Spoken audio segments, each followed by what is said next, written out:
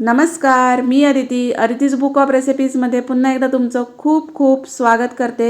आज आपण फक्त रवा वापरून खुसखुशीत अशी शंकरपाळी कशी बनवायची ते बघणार आहोत। शंकरपाळीचं परफेक्ट प्रमाण मी इथं सांगितलेलं आहे, त्यामुळे व्हिडिओ शेवटपर्यंत बघा। तुम्हाला जर मैदा आवडत नसेल तर तुम्ही रवा वापरून ह्या खुसखुशीत अशा शंकरपाळ्या अगदी झटपट करू शकता। खूप छान अशा शंकरपाळ्या तयार होतात, चवीला पण तितक्याच अप्रतिम लागतात। हे बघा, तुम्ही बघू शकता खूप छान अशा शंकरपाळ्या तयार झालेल्या आहेत। तर तुम्ही ही रेसिपी नक्की ट्राय करा, एकदम परफेक्ट प्रमाण मी इथं दिलेलं आहे। तुम्ही जर माझा चॅनल पहिल्यांदा बघत असाल तर नक्की सबस्क्राइब करा, सबस्क्रिप्शन एकदम मोफत आहे। बघू शकता तुम्ही शंकरपाळी किती खुसखुशीत झालेली आहे। चला तर रेसिपी बघूया। तर मी इथं मिक्सरचं एक भांडं घेतलेलं आहे आणि याच्यामध्ये आपल्याला 1.5 कप हा एकदम बारीक किंवा फाईन रवा किंवा चिरोटी रवा हा घ्यायचा आहे। हे बघा, शक्यतो इथं चिरोटी रवाच वापरा, तर हा एकदम बारीक असतो, त्यामुळे आपल्या ह्या रेसिपीसाठी तो एकदम परफेक्ट आहे। तर 1.5 कप हा मी चिरोटी रवा घेतलेला आहे आणि तो मिक्सरच्या जारमधनं मी एकदम बारीक फिरून घेतलेला आहे। त्याचं एकदम बारीक आपल्याला पीठ करून घ्यायचं आहे। तुम्हाला शक्य असेल तेवढं हे बारीक करून घ्या। हे बघा, खूप फाईन अशी मी याची पावडर करून घेतलेली आहे। हे बघा, खूप फाईन अशी मी याची पावडर करून घेतलेली आहे।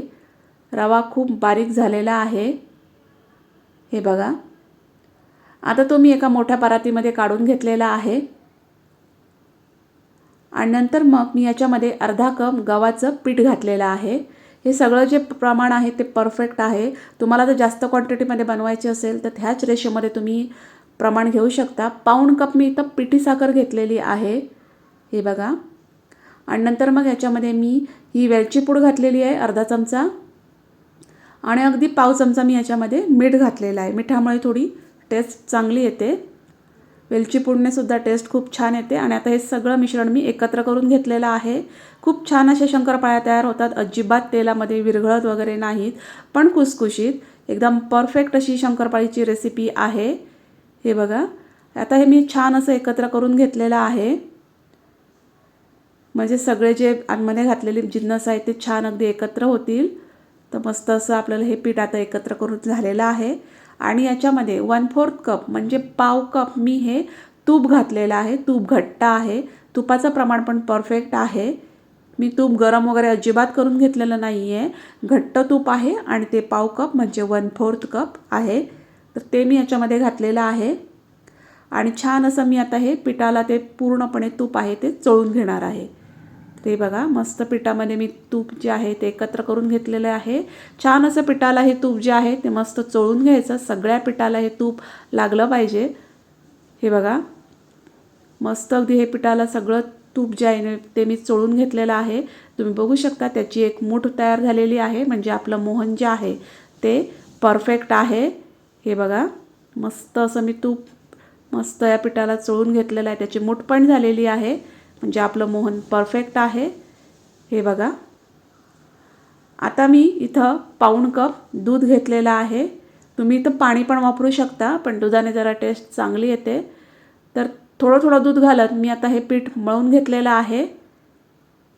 थोडं थोडं दूध घालायचं आणि हे पीठ मळून घ्यायचं। इथं आपण रवा वापरलेला आहे, त्याच्यामुळे जसजसं हे पीठ वेळ घेईल तसतसा तो रवा मुरत जाईल आणि आपल्याला दुधाची क्वांटिटी थोडी जास्त लागेल। तर छान असं मी हे पीठ आता मळून घेतलेलं आहे। ज्यांना मैदा आवडत नसेल त्यांच्यासाठी मस्त अशी रेसिपी आहे। हे बघा, परफेक्ट। आणि आता मी हे 15 मिनिटासाठी झाकून ठेवलेलं आहे। हे बघा, माझं मी पाऊण कप घेतलेलं, त्याच्यापैकी म्हणजे अर्धा कपच मला इथं दूध लागलेलं आहे आणि मी आता हे 15 मिनिटासाठी तसंच ठेवून दिलेलं आहे। एक 15 मिनिटं झालेली आहेत। असं ठेवल्यामुळे रवा जो आहे तो छान मुरतो। हे बघा, आता जरा पीठ थोडं घट्ट झालेलं आहे कारण रवा छान मुरलेला आहे। हे बघा, तर पुन्हा एकदा हे पीठ छान मळून घ्यायचं आणि यातला एक मोठा गोळा मी काढून घेतलेला आहे। हे बघा, आणि तो पण मी मळून घेतलेला आहे, पण थोडा आता हा घट्ट झालेला आहे कारण रवा जो आहे छान मुरलेला आहे, त्यामुळे थोडासा आता घट्ट झालेला आहे। हे बघा, तर थोडं घट्ट वाटलं तर त्याच्यामध्ये थोडंसं चमचाभर दूध घालायचं आणि पुन्हा एकदा हे मळून घ्यायचं. नाहीतर एकदम जास्त घट्ट असेल तर लाटता येणार नाही. त्याच्यामुळे थोडंसं चमचाभर दूध घालायचं आणि थोडंसं पीठ सैल करून घ्यायचं. हे बघा, मस्त असं मळून घ्यायचं. पीठ थोडंसं सैल करून घ्यायचं. हे बघा, आपला परफेक्ट डो आता इथं तयार झालेला आहे. तुम्ही बघू शकता, ना खूप सैल ना खूप जास्त घट्ट. आता मी हा जो डो आहे तो लाटून घेणार आहे. इथं कुठलंही पीठ वगैरे लावण्याची गरज नाही आहे. सरळ पोळपाटावर हा डो ठेवायचा आणि लाटून घ्यायचा. तुम्हाला कितपत जाडसर शंकरपाळी पाहिजे त्या प्रमाणात तुम्ही इथं लाटून घ्या. हे बघा, जर पोळी उचलताना थोडासा त्रास वाटत असेल तर पोळपाट आहे ते फिरवत फिरवत तुम्ही ही पोळी लाटू शकता. हे बघा, मी ही पोळी लाटून घेतलेली आहे. एक मध्यम जाडसर मी ही पोळी ठेवलेली आहे, ना खूप जास्त मोठी ना एकदम छोटी. तर हे जे चिरणं आहे त्याने मी हे आता शंकरपाळ्या कट करून घेणार आहे. तुम्ही इथं सुरीचा पण वापर करू शकता. तुम्हाला ज्या आकारात पाहिजेत त्या आकारात तुम्ही इथं शंकरपाळ्या कट करून घेऊ शकता. चौकोनी हव्या असतील तर चौकोनी, डायमंड शेपमध्ये हव्या असतील तर डायमंड शेपमध्ये. तर तशा मी ह्या शंकरपाळ्या आता इथं कट करून घेतलेल्या आहेत. हे बघा, शंकरपाळ्यांची एकदम परफेक्ट अशी रेसिपी आहे. ज्यांना मैदा आवडत नाही ते ही रेसिपी नक्की ट्राय करू शकतात. मस्त अगदी छान शंकरपाळ्या तयार होतात. तेलात जरा पण विरघळत नाहीत आणि एकदम खुसखुशीत.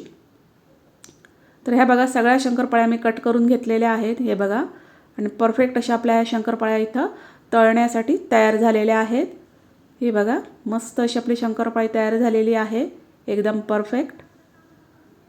त्याचा थिकनेस पण एकदम परफेक्ट आहे. तर ह्या सगळ्या शंकरपाळ्या मी आता इथं काढून घेतलेल्या आहेत. हे बघा, आणि अशाच मी सगळ्या शंकरपाळ्या ह्या बनवून घेतलेल्या आहेत.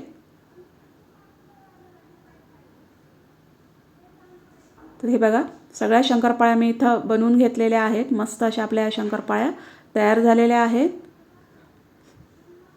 हे बघा, परफेक्ट. आता तेल गरम केलेलं आहे. तेल गरम करून घ्यायचं आणि गॅसची फ्लेम स्लो ठेवायची आणि नंतरच आपल्याला या शंकरपाळ्या तळून घ्यायच्या आहेत. फुल गॅस फ्लेमवर या शंकरपाळ्या तळायच्या नाही आहेत, तर त्या एकदम करपून जातील, आतमधनं कच्च्या राहतील. तर एक स्लो गॅस फ्लेमवरच आपल्याला ह्या शंकरपाळ्या तळून घ्यायच्या आहेत.